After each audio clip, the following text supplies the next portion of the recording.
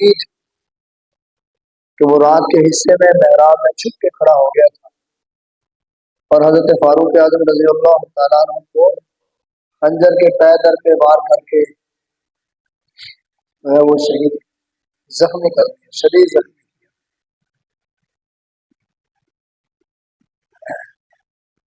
اور یکم محرم الحرام کو حضرت فاروق اعظم رضی اللہ تعالیٰ عنہ کی شہادت کر دی۔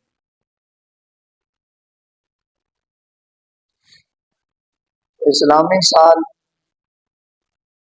ذی الحجہ کا مہینہ ہے اور یکم محرم الحرام سال کا پہلا مہینہ ہے، تو سال کے شروع میں بھی شہادتیں ہیں، سال کے آخر میں بھی شہادتیں ہیں۔ اور 10 محرم الحرام کو حضرت حسین رضی اللہ تعالیٰ عنہ اور ان کے رفقائے کار میدان کربلا میں انہوں نے شہادتیں پیش کی۔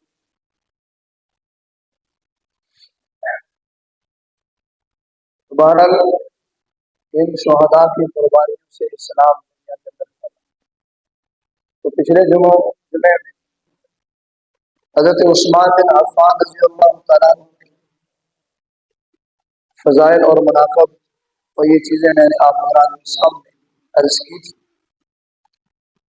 حضرت عثمان غنی رضی اللہ تعالیٰ عنہ کی شہادت جو ہے وہ 18 سے نیچا تھی۔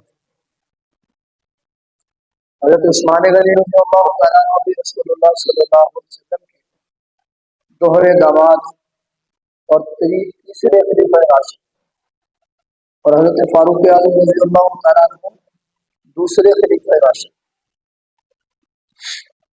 آپ علیہ الصلوۃ والسلام کا فرمان ہے، علیکم بسنتی وسنت الخلفاء الراشدین المہدیین، کہ تم پر میری سنت لازم ہے اور میرے ہدایت یافتہ خلفاء کی سنت بھی لازم۔ فاروق اعظم رضی اللہ تعالیٰ عنہ وہ شخص ہے کہ ان کے دور میں دیکھا کہ مسلمان تراویح کی نماز علیحدہ علیحدہ پڑھ رہے ہیں، کوئی ٹولیاں ادھر کھڑی ہیں، ٹولیاں ادھر۔ تو فاروق اعظم رضی اللہ تعالیٰ عنہ نے صحابہ کے مشورے کے ساتھ 20 تراویح میں سب کو اکٹھا کیا اور تراویح با جماعت شروع کرائی۔ تو یہ تراویح کی جماعت ہے حضرت فاروق اعظم رضی اللہ تعالیٰ عنہ کا یہ طریقہ ہے، انہوں نے شروع کروایا تھا۔ اس حدیث کے مطابق جو آقا علیہ السلام نے فرمایا، علیکم بسنتی وسنت الخلفاء الراشدین المہدیین، تم پر میری سنت لازم ہے اور میرے خلفائے راشدین کی سنت لازم ہے۔ اسلام لانے سے پہلے بھی فاروق اعظم رضی اللہ تعالیٰ عنہ بہادر اور دلیر تھے، اور اسلام لانے کے بعد بھی بہادر اور دلیر تھے۔ کسی نے سید عطاء شاہ بخاری رحمہ اللہ سے حضرت علی رضی اللہ تعالیٰ عنہ کے بارے میں اور حضرت فاروق اعظم رضی اللہ تعالیٰ عنہ کے بارے میں پوچھا، انہوں نے فرمایا عمر مراد پیغمبر ہے، علی مرید پیغمبر ہے۔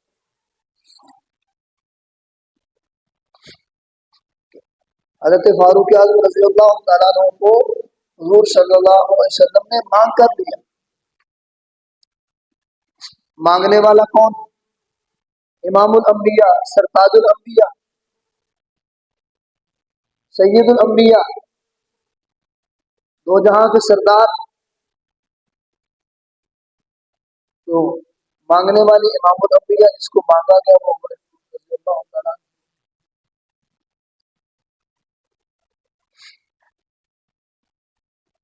حضرت ابراہیم علیہ السلام نے اللہ سے بیت اللہ کی تعمیر کرنے کے بعد دعا مانگی، ربنا وابعث فیہم رسولا منہم یتلو علیہم آیاتک، اے اللہ ان میں رسول بھیج جو ان کو تیری آیات تلاوت کر کر کے سنائے اور ان کا تزکیہ نفس کرے۔ تو ابراہیم علیہ السلام نے مانگا اللہ سے امام الانبیاء کو مانگا، اور امام الانبیاء علیہ السلام نے اللہ سے عمر فاروق رضی اللہ تعالیٰ عنہ کو مانگا، دعا کی، اللہم اعز الاسلام بعمر بن الخطاب او بعمر بن حشام، یا اللہ عمر بن خطاب یا ابو جہل میں سے کسی ایک کو اسلام کی عزت کے لیے قبول کیا۔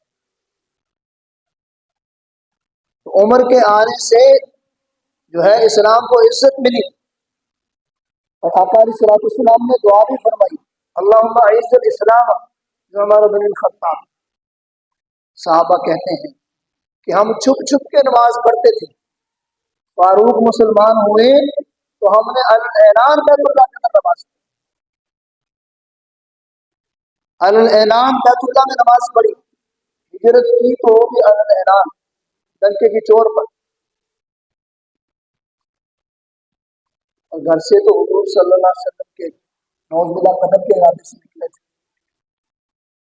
کہ آج سارا قصہ ہی تمام کر دیں گے۔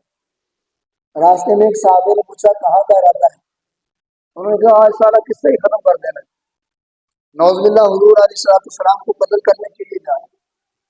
تو انہوں نے فرمایا جاؤ پہلے اپنے گھر کی خبر لو، جا کر تمہارے بہنوئی اور تمہاری بہن مسلمان ہو گئے۔ تو گھر میں آئے، اندر سے قرآن کی تلاوت کی آواز آ رہی، دروازہ کھٹکھٹایا، کھلا، اور بہن کو مارنا شروع ہوا، بہنوئی کو مارا، بہن کو مارا، زخمی کر دیا۔ جب دل نرم ہوا تو پوچھا کیا تم تلاوت کر رہے ہیں، کیا پڑھ رہے ہیں؟ تو انہوں نے کہا کہ پہلے غسل کریں پھر آپ کو دکھلاتے ہیں، اور قرآن کی تلاوت سنی تو فاروق اعظم رضی اللہ تعالیٰ عنہ کا دل نرم ہوا، کہا مجھے بھی حضور علیہ السلام کو خدمت میں لے چلو، اور جا کر حضور صلی اللہ علیہ وسلم کی خدمت میں اسلام قبول کیا، اور پھر علی الاعلان صحابہ کو لے کر بیت اللہ کے اندر نماز ادا کی۔ میرے دوستوں، حضرت فاروق اعظم رضی اللہ تعالیٰ عنہ وہ صحابی ہیں، حضور علیہ السلام نے فرمایا کہ ہر امت میں کوئی نہ کوئی محدث ہوتا ہے، میری امت میں محدث جو ہے وہ فاروق اعظم رضی اللہ عنہ، جو رائے فرش پر دی اس کو اللہ نے عرش سے قرآن بنا کے نازل فرما دیا، اسی لیے تو فرمایا ان اللہ جعل الحق علی لسان عمر وقلبہ او کما قال علیہ السلام، کہ اللہ نے عمر کی زبان پر حق کو جاری کر دیا اور دل پر حق کو جاری کر دیا۔ علماء نے 22 یا 27 مقام ایسے لکھے ہیں کہ فاروق اعظم رضی اللہ تعالیٰ عنہ نے رائے فرش پر دی، اللہ نے عرش سے قرآن بنا کے نازل فرما دیا۔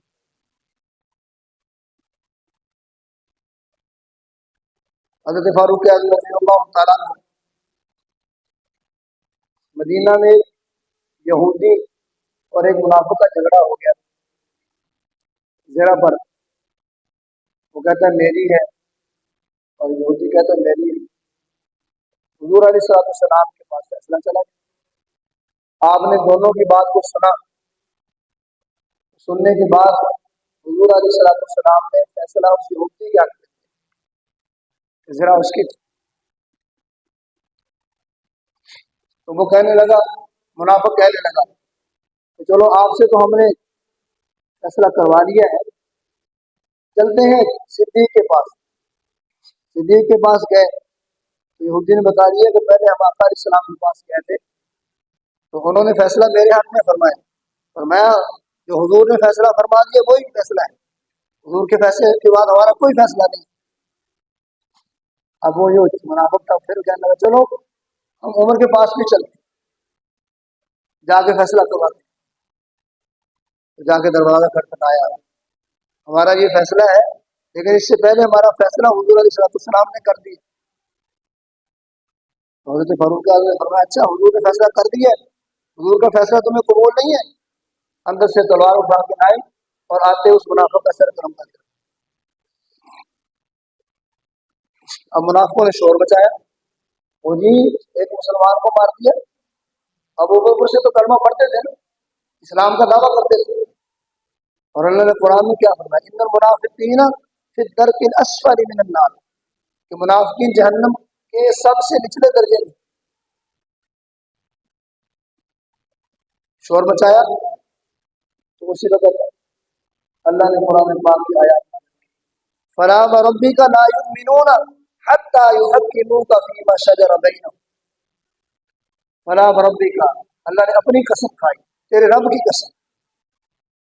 فلا وربک لا یؤمنون حتی یحکموک فیما شجر بینہم، یہ ہرگز مومن نہیں ہو سکتے یہاں تک کہ تیرے فیصلے کو قبول نہ کریں. تو رائے فاروق اعظم رضی اللہ تعالیٰ عنہ نے فرش پر دی، اللہ نے عرش سے قرآن بنا کے لایا.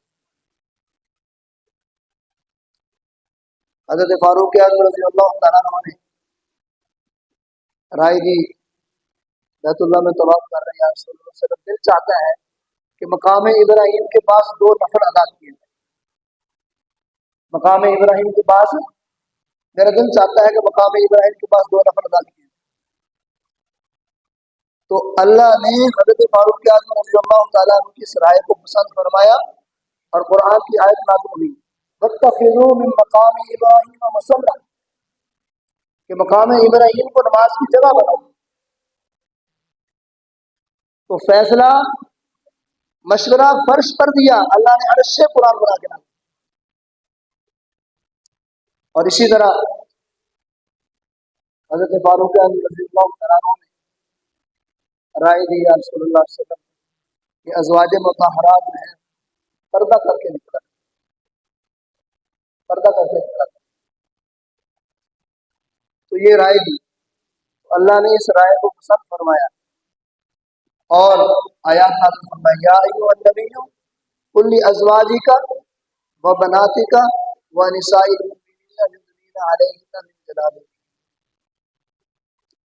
اے نبی اپنی بیویوں کو کہہ دیجیے، قل لازواجک وبناتک، اور اپنی بیٹیوں کو کہہ دیجیے اور مسلمان عورتوں کو کہ اپنے چہروں پر اوڑھنیاں ڈالے رکھیں یعنی پردہ کریں. تو یہاں ایک مسئلہ ہمیں اور بھی سمجھ آ گیا کہ جو لوگ کہتے ہیں کہ حضور صلی اللہ علیہ وسلم کی ایک ہی بیٹی کی حضرت فاطمہ الزہرا رضی اللہ تعالیٰ عنہ، تو یہ قرآن کے اصول کے بھی خلاف. اس لفظ کے یہ جو لفظ ہے وہ بناتک، بنت کی جمع بنات، کل ازواجی کا وہ بناتی کا، یہ بنت کی جمع بنات.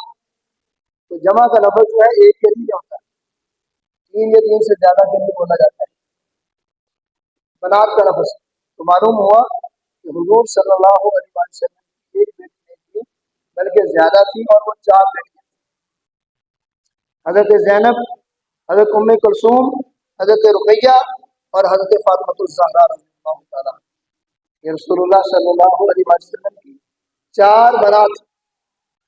تو فیصلہ پردے کے بارے میں فاروق اعظم رضی اللہ تعالیٰ عنہ نے فرش پر دیا، اللہ نے عرش سے قرآن بنا کے رکھا. تو کئی ایک مقامات ہیں کہ حضرت فاروق اعظم رضی اللہ تعالیٰ عنہ نے رائے دی، اللہ نے اس رائے کو پسند کیا.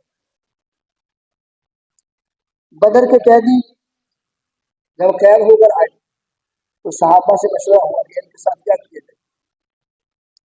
حضرت صدیق اکبر رضی اللہ تعالیٰ عنہ نے عرض کی یا رسول اللہ صلی اللہ علیہ وسلم ان کے ساتھ حسن سلوک کیا جائے، ان کو چھوڑ دیا جائے، فدیہ لے کر چھوڑ دیا جائے.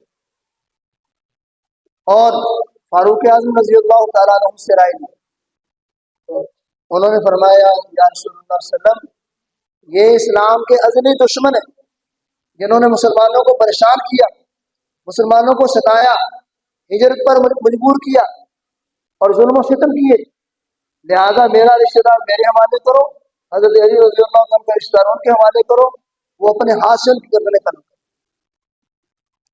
حضور صلی اللہ علیہ وسلم نے حضرت صدیق اکبر رضی اللہ تعالیٰ عنہ کی رائے کے مطابق ان کو فدیہ لے کر چھوڑ دیا. تو اللہ نے قرآن کی آیات نازل فرمائی ما کان لنبی ان یکون له اسرى حتى یسکن فی الارض، کسی نبی کے لیے یہ مناسب نہیں ہے کہ اس کے پاس جنگی قیدی ہو یہاں تک کہ وہ خون ریزی نہ کرے.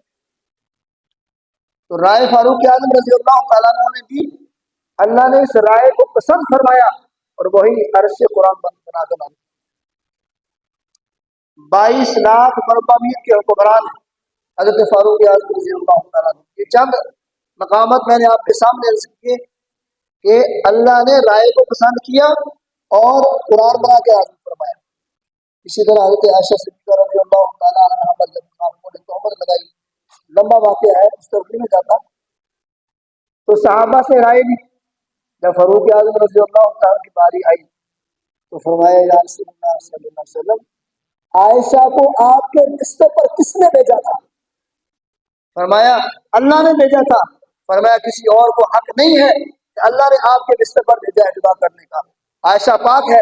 سبحانک ھذا بہتان عظیم، یہ تو بہتان عظیم ہے. تو اللہ نے فاروق اعظم رضی اللہ عنہ کی صلاحیت کو پسند فرمایا.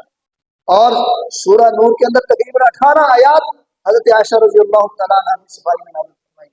ان الذين جاءوا بالإفك عصبة منكم لا تحسبوه شرا لكم بل هو خير لكم لكل امرئ منهم اكتسب من الإثم والذي تولى كبره منهم له عذاب عظيم.